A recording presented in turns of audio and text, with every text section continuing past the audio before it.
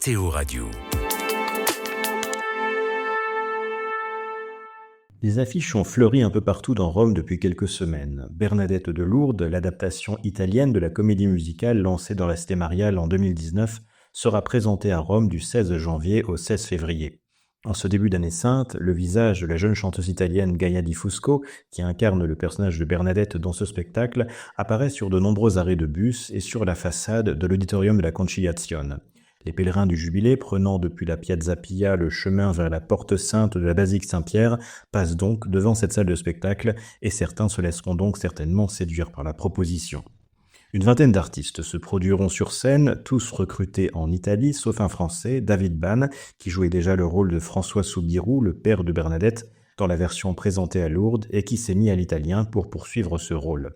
Les témoignages de réconciliation familiale liés à ce spectacle l'ont bouleversé et l'ont convaincu de poursuivre l'aventure. Lors de la présentation de l'équipe devant la presse, le retour des expériences vécues à Lourdes a résonné, notamment le rappel de l'enthousiasme d'une femme de près de 100 ans qui, bien qu'aveugle et en fauteuil roulant, avait été très émue par le spectacle auquel elle avait assisté lors de son dernier pèlerinage à Lourdes peu avant son décès. Les bonnes ondes diffusées par l'équipe avaient suffi à lui faire vivre un moment inoubliable.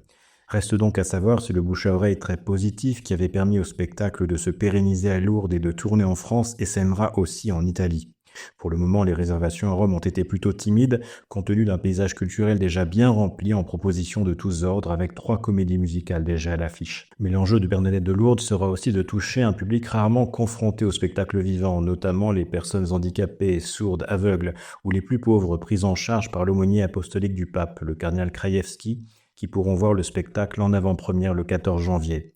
Une façon d'honorer le souvenir d'une jeune fille elle-même pauvre et méprisée, mais dont la rencontre avec Marie a bouleversé la vie de millions de chrétiens à travers le monde. Vous écoutez KTO Radio.